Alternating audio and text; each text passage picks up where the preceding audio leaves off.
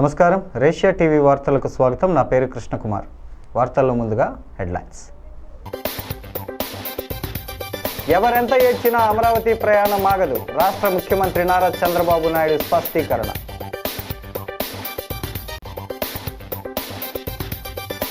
BR నాయుడిని వెంటనే పదవి నుంచి తొలగించాలి. వైసీపీ జిల్లా అధ్యక్షుడు Chelliboina Venu demand.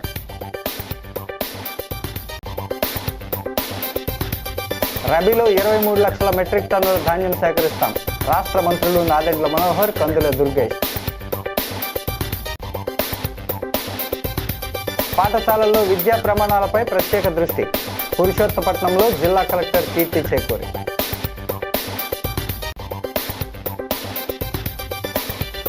TTD chairman పదవి నుంచి బీఆర్ నాయుడిని తొలగించండి. వైఎస్ఆర్సీపీ వివిధ విభాగాల నాయకుల డిమాండ్.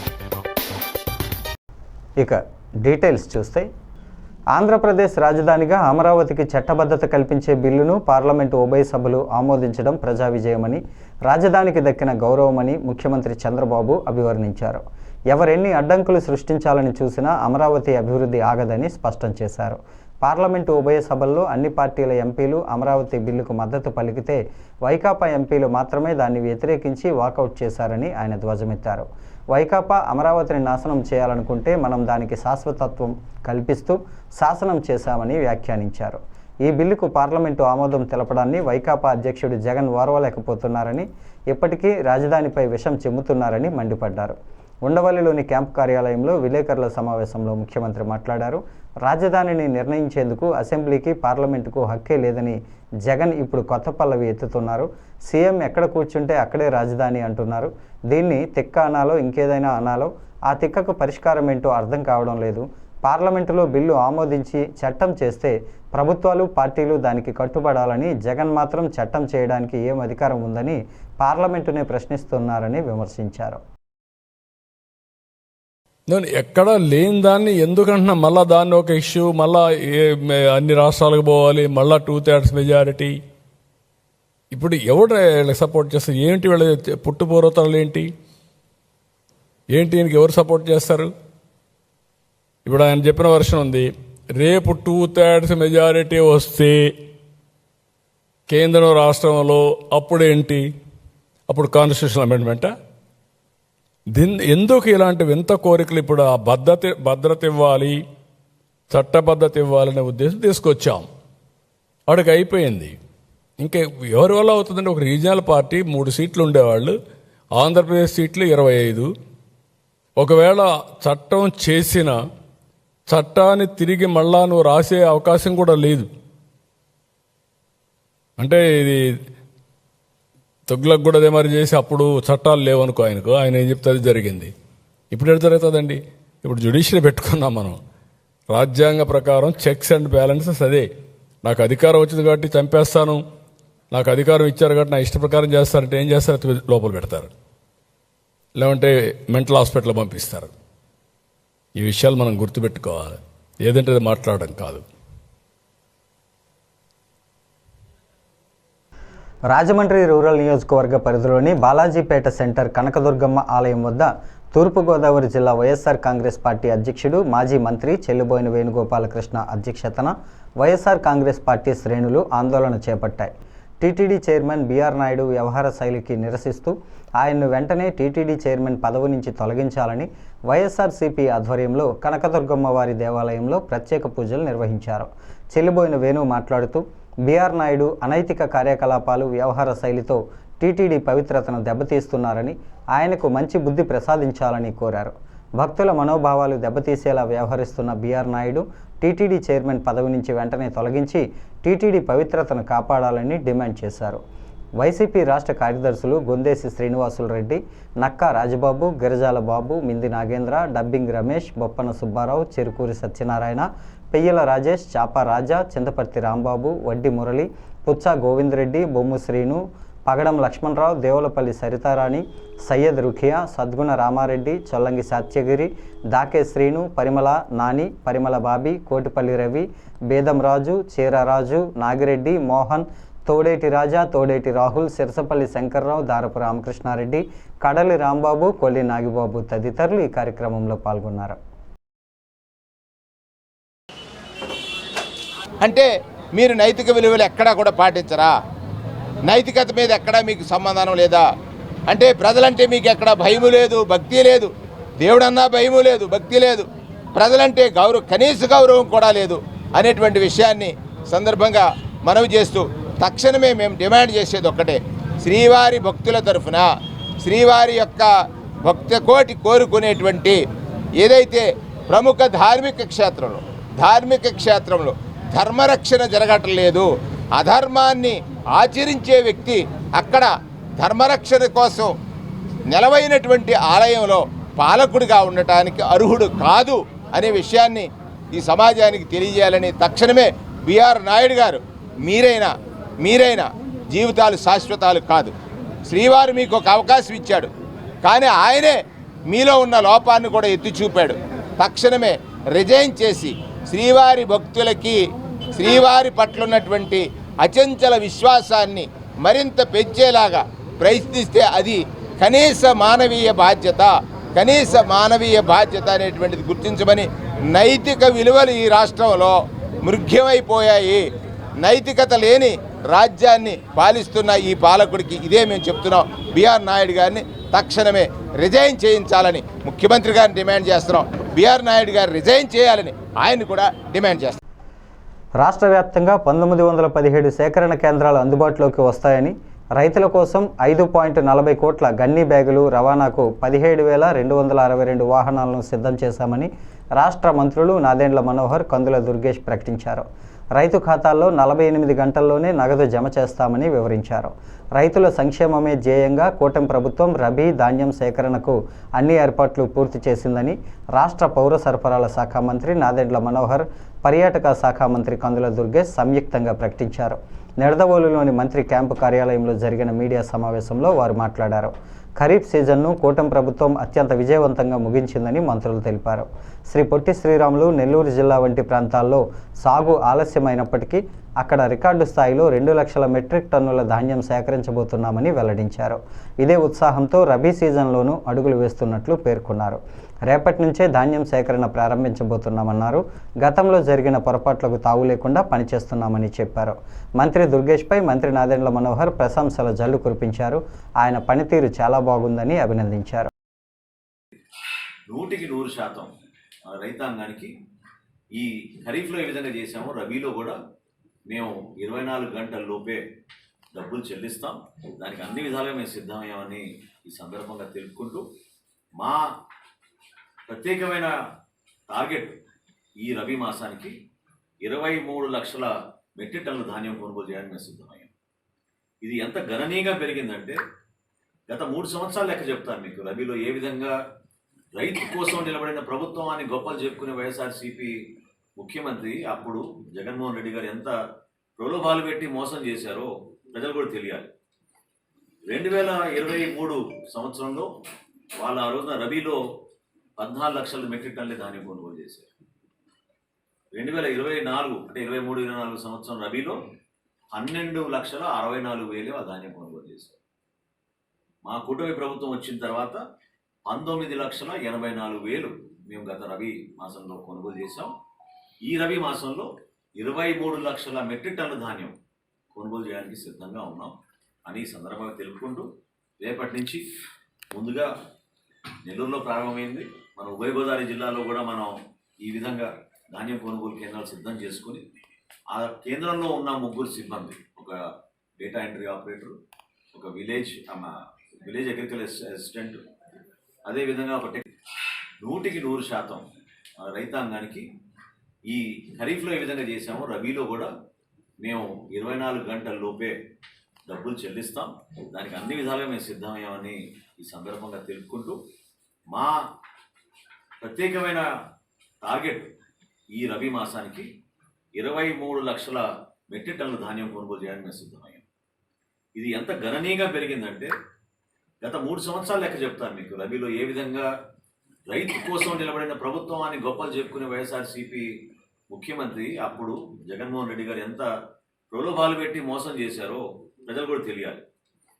2023 సంవత్సరంలో వాళ్ళు ఆ రోజున రబీలో 14 లక్షల మెట్రిక్ టన్నుల ధాన్యం కొనుగోలు చేశారు. 2024 అంటే 23-24 సంవత్సరం రబీలో 12,64,000 ఆ ధాన్యం కొనుగోలు చేశాం. మా కూటమి ప్రభుత్వం వచ్చిన తర్వాత 19,84,000 మేము గత రబీ మాసంలో కొనుగోలు చేశాం. ఈ రబీ మాసంలో 23 లక్షల మెట్రిక్ టన్నుల ధాన్యం కొనుగోలు చేయడానికి సిద్ధంగా ఉన్నాం అని సందర్భంగా తెలుపుకుంటూ, రేపటి నుంచి ముందుగా నెల్లూరులో ప్రారంభమైంది, మన ఉభయ గోదావరి జిల్లాలో కూడా మనం ఈ విధంగా ధాన్యం కొనుగోలు కేంద్రాలు సిద్ధం చేసుకుని ఆ కేంద్రంలో ఉన్న 3 సిబ్బంది, ఒక డేటా ఎంట్రీ ఆపరేటర్, ఒక విలేజ్ అగ్రికల్చర్ అసిస్టెంట్, అదేవిధంగా ఒక సీతానగరం మండలం పురుషోత్తపట్నం ఎంపీయూపీ పాఠశాలను సందర్శించిన కలెక్టర్ కీర్తి చేకూరి ఉపాధ్యాయులతో సమావేశమై బోధనా విధానాలు, పేరెంట్ కమిటీ సమావేశాల నిర్వహణ, విద్యార్థుల విద్యా ప్రతిభ, సబ్జెక్టు వారీగా అభ్యాస స్థాయిపై సమగ్రంగా వివరాలు కోరారు.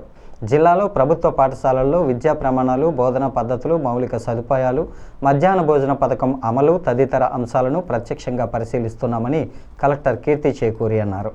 పేరెంట్ కమిటీ సమావేశాలు కేవలం నిర్వహణతో పరిమితం కాకుండా విద్యార్థుల అభ్యాసం, మధ్యాహ్న భోజనం, నాణ్యత, పాఠశాల అభివృద్ధి వంటి అంశాలపై చర్చ జరుగుతోందా అనే విషయాన్ని ప్రత్యేకంగా విచారించారు. విద్యార్థుల అభిప్రాయాలను సేకరించి వాటిని నమోదు చేసి అవసరమైన మెరుగుదలలు చేపట్టాలని సూచించారు. పాఠశాల అభివృద్ధిలో గ్రామదాతల సహకారం ప్రశంసనీయమని ఉపాధ్యాయులు వివరించారు. పాఠశాల సందర్శనలో భాగంగా కలెక్టర్ కీర్తి చేకూరి విద్యార్థులతో కలిసి మధ్యాహ్న భోజనాన్ని చేశారు. భోజనం నాణ్యత, రుచి, పరిణామం గురించి విద్యార్థులను ప్రశ్నిస్తూ ఏవైనా మార్పులు అవసరమా అనే విషయాన్ని తెలుసుకున్నారు. కలెక్టర్ వెంట జిల్లా పాఠశాల విద్యాశాఖ అధికారి K Vasudevarao, SSA project director S Subhashini, ఉపాధ్యాయులు, పాఠశాల కమిటీ సభ్యులు పాల్గొన్నారు.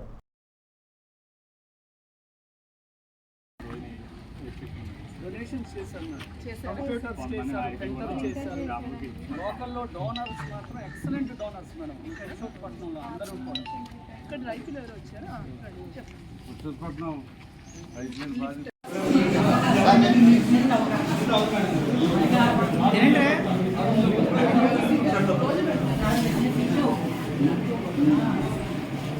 మనం ప్లాస్టిక్ను ఉపయోగించకూడదు.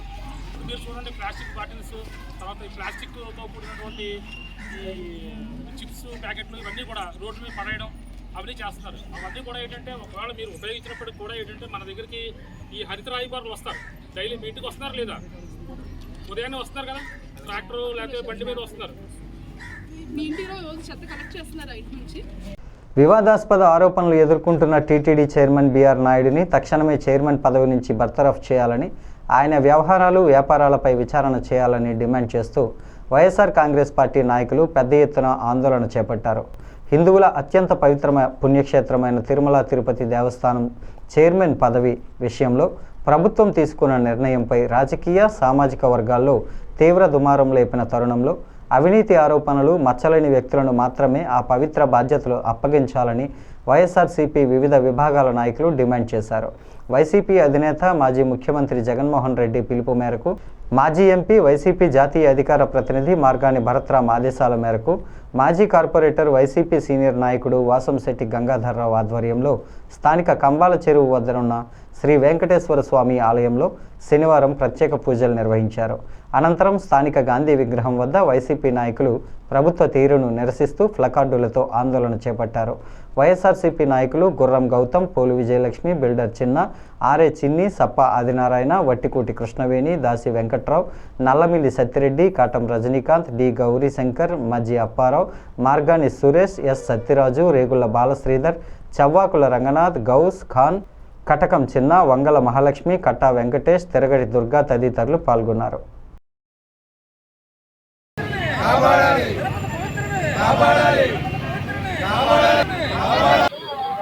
తిరుమల తిరుపతి అత్యంత పవిత్రమైనటువంటి క్షేత్రం. ఇటువంటి క్షేత్రంలో ఇవాళ చైర్మన్ గా ఉన్నటువంటి బిఆర్ నాయుడు గారు మీద వచ్చినటువంటి అనేక అసభ్యకరమైనటువంటి ఏవైతే వీడియోలు ఉన్నాయో ఆ వీడియోల మీద ఎటువంటి చర్య లేకపోగా అతను చేస్తున్నటువంటి మరి ఏదైతే చైర్మన్ గిరి ఉందో దాన్ని కొనసాగించడం ఈ ప్రభుత్వానికి అంత మంచిది కాదు. ఇవాళ ప్రపంచవ్యాప్తంగా కోట్లాది మంది భక్తులు కలిగినటువంటి ఇటువంటి పుణ్యక్షేత్రంలో అటువంటి వ్యక్తిని మరి కొనసాగించడం పట్ల అనేక అనుమానాలు వ్యక్తమవుతున్నాయి. కాబట్టి ఎప్పటికైనా ప్రభుత్వం ఆయన మీద వచ్చినటువంటి ఏవైతే అసభ్యకరమైనటువంటి మరి వీడియోలు ఉన్నాయో వాటి మీద తక్షణమే మరి ఏదైతే మరి విచారణ ఉందో ఆ విచారణ చేపట్టాలి. ఇమీడియట్లీ అతను బర్తరఫ్ చేయాలి. బర్తరఫ్ చేసిన తర్వాత విచారణ చేపట్టి అతని మీద ఉన్నటువంటి ఆరోపణలన్నింటినీ కూడా ప్రజలకు తెలియజెప్పాల్సినటువంటి అవసరం ఉందని మాత్రం వైఎస్ఆర్సీపీ డిమాండ్ చేస్తుంది. దుర్బుద్ధితోనే ఈ రోజు ఎటువంటి అర్హత లేనటువంటి వ్యక్తి, పూర్తిగా అనర్హుడైనటువంటి వ్యక్తికి ఈ రోజు టీటీడీ బోర్డు చైర్మన్ గా కట్టబెట్టారంటే భక్తులందరూ కూడా చాలా బాధపడవలసింది. ప్రపంచవ్యాప్తంగా కూడా మరొక మారు ఈ పాలకులకు వీరందరికీ కూడా మరొక మారు భగవంతుడు పూర్తిగా వాళ్ళకి పక్కకి తొలగించి ఎవరైనా సత్యులైన వ్యక్తికి మళ్ళీ అవకాశం ఇవ్వాలా. భక్తులందరి మనోభావాలందరూ కూడా ఆగమ శాస్త్ర ప్రకారం ఇప్పుడున్న వ్యక్తి తగడు. తిరుమల వెంకటేశ్వర భక్తితో ఆయన పూజించుకున్న అనేక మంది వేలాది మంది విదేశీయులు కూడా ఉన్నారు. అటువంటి భక్తిపరమైన హిందుత్వానికి ఇండియాకే ప్రధానమైన దేవాలయమైనటువంటి తిరుపతి దేవస్థానానికి చేసినటువంటి చైర్మన్ చాలా దౌర్భాగ్యమైన పరిస్థితులు తీసుకొచ్చి అతను అసభ్యకరమైన వీడియోలు బయటకు రిలీజ్ అవ్వడం, అటువంటి వ్యక్తిని కూటమి ప్రభుత్వం ఇంకా కొనసాగించడం చాలా సిగ్గుచేటు. అది ఒక్క తెలుగుదేశం ప్రభుత్వమే కాదు, కూటమి ప్రభుత్వానికే సిగ్గుచేటు అని చెప్పి ఈ యొక్క వైఎస్ఆర్సీపీ తరఫున జిల్లా అధ్యక్షుడిగా తెలియజేస్తున్నాను. రాష్ట్ర వ్యాప్తంగా మరి ఏదైతే టీటీడీ టెంపుల్ మీద మరి బిఆర్ నాయుడు గారు చేసిన పనికి మరి ఆయన సస్పెండ్ చేయాలనేసి, పార్టీ నుంచి కూడా సస్పెండ్ చేయాలనేసి కూడా మరి యువజన విభాగం తరఫున ఇటు ప్రత్యేకంగా కోరుతున్నాం. స్థానిక కోర్లమ్మపేటలో ఉన్న గౌతమి కోఆపరేటివ్ సూపర్ బజార్కు చెందిన షాపింగ్ కాంప్లెక్స్కు నిబంధనల మేరకే నిర్మాణం చేశామని, నగరపాలక సంస్థ నుంచి అన్ని అనుమతులు తీసుకున్నామని డైరెక్టర్ పి కాశీ కరుణకుమార్ తెలిపారు. స్థానిక కోర్లమ్మపేట షాపింగ్ కాంప్లెక్స్ ఆవరణలో గురువారం ఆయన మీడియాతో మాట్లాడుతూ తనతో పాటు వివివిఎస్ ప్రభుస్వామి డైరెక్టర్గా వ్యవహరిస్తున్నట్టు తెలిపారు. ప్రస్తుతం ఎమ్మెల్యే, మాజీ ఎంపీ ఎవరిని తాము ఎప్పుడూ కలవలేదని, వారి వద్ద నుంచి తమకు ఎటువంటి డిమాండ్లు రాలేదని స్పష్టం చేశారు. నిబంధనల ప్రకారమే గౌతమి కోఆపరేటివ్ సూపర్ బజార్ కాంప్లెక్స్గా పేరు కూడా మార్చుకున్నామని, మార్చి 31వ తేదీ వరకు కార్పొరేషన్కు అన్ని పన్నులు చెల్లించినట్లు వివరించారు. ఈ షాపింగ్ కాంప్లెక్స్ నిర్మాణంపై లేనిపోని వివాదాలు సృష్టించేందుకు కొందరు వ్యక్తులు ప్రయత్నిస్తున్నారని, అవన్నీ అవాస్తవాలని తెలిపారు. లీజుదారులుగా ఉన్న తాము 5 షాపులను 1,25,000కు అద్దెకు ఇచ్చామని, నిర్వహణ ఖర్చులు, కరెంటు బిల్లు పోగా 13,000 మాత్రమే మిగులుతున్నట్లు పేర్కొన్నారు. తమకు ఏ రాజకీయ పార్టీ నాయకులతో సంబంధం లేదని, ఈ కాంప్లెక్స్పై ఎటువంటి వివాదాలు సృష్టించవద్దని కోరారు. టీకే రావు, ఇతర వ్యాపారులు, సభ్యులు పాల్గొన్నారు.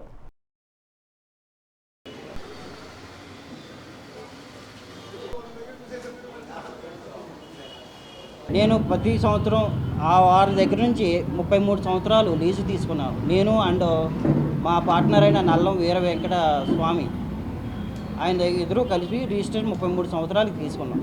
మేము 10 నెల వారికి రెంట్ పే చేస్తున్నాం. 10 నెల 5వ తారీఖు లోపల మేము 70,564 రూపాయలు ప్రతి నెల 5వ తారీఖు లోపల పే చేస్తున్నాం. వారు కోరి విధంగా అన్నీ మేము చేస్తున్నాం. ఏవైనా మున్సిపల్ బిల్డింగ్ నిర్మాణానికి అని సంబంధించి ఏ రాజకీయవేత్తలు మమ్మల్ని కలవలేదు. మేము వారు మమ్మల్ని ఏ నుండి ఏమీ ఆశించలేదు. ఏ రాజకీయవేత్తలు మమ్మల్ని కలవలేదు, ఆశించలేదు. వారు కూడా మాకు తెలియదు. నేను వాళ్ళకి తెలియదు, వారు నాకు తెలియదు. భవన నిర్మాణానికి చిన్న చిన్న ఆటంకాలు వచ్చాయండి. హైకోర్టు వారు, అమరావతి వారు ఆశించిన హైకోర్టు వారు భవన నిర్మాణానికి ఆటంకం లేకుండా అనుమతి ఇచ్చారండి.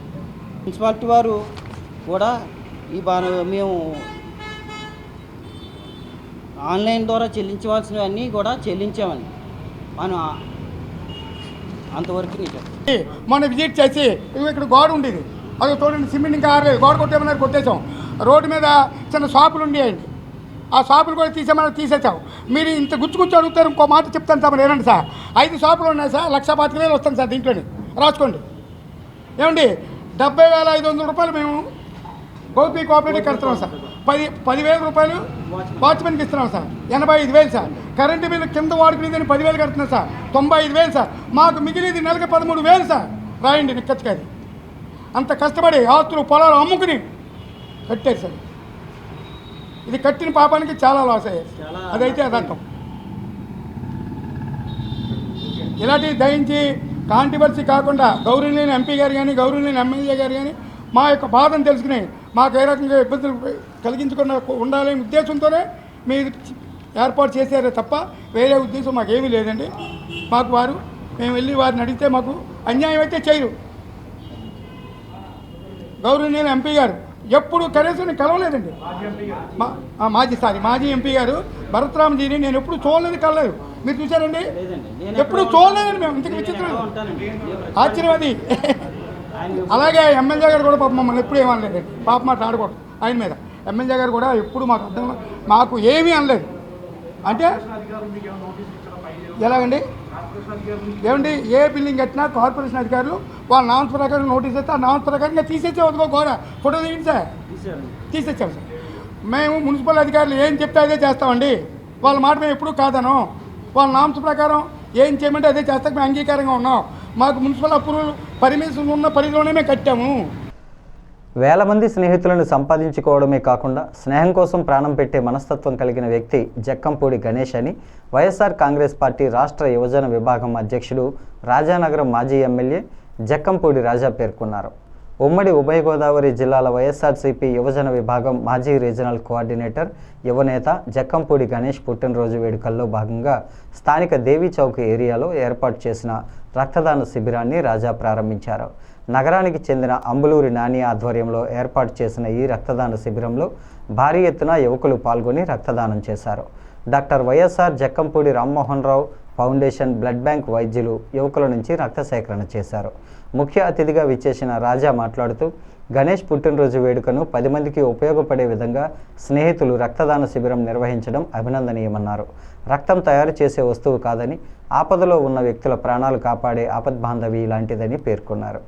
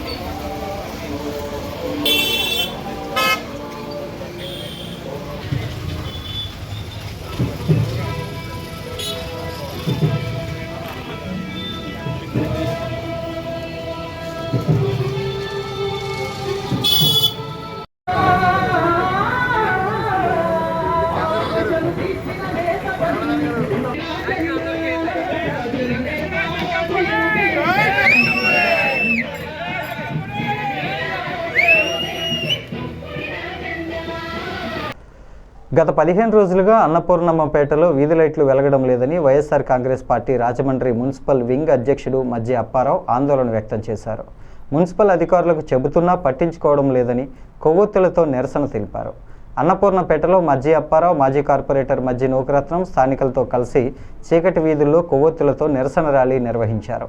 కార్పొరేషన్ అధికారులు ప్రజాప్రతినిధులు ప్రతి సంవత్సరం 15% పన్ను పెంచుకుంటూ వడ్డీతో సహా కట్టించుకుంటూ ప్రజలను ఇబ్బందులు పెడుతున్నారని విమర్శించారు. పన్నులు కట్టించుకుంటున్నారే తప్ప ప్రజలకు ఎటువంటి సౌకర్యాలు కల్పించడం లేదన్నారు. వీధి లైట్లు, వీధి కుక్కలు, పారిశుధ్యం, తాగునీటి సదుపాయంపై ప్రజాప్రతినిధులు, ప్రభుత్వ అధికారులు దృష్టి పెట్టకపోవడం ప్రజల దౌర్భాగ్యమని అన్నారు. ఈ కార్యక్రమంలో పి శంకర్, ఎం చిన్నారావు, ఎం గాంధీ, కె లక్ష్మీమణి, రామలక్ష్మి, వరలక్ష్మి, మేరీ, రత్నకుమారి, షరీఫ్, సయ్యద్, అరుణ్ కుమార్ తదితరులు పాల్గొన్నారు.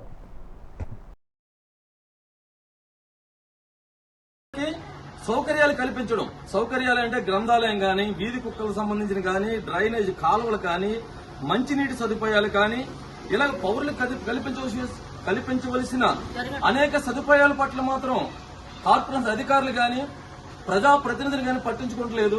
ప్రజలను పీడించి తినే పన్నులు మాత్రం చాలా నిక్కచ్చి వసూలు చేస్తున్నారు.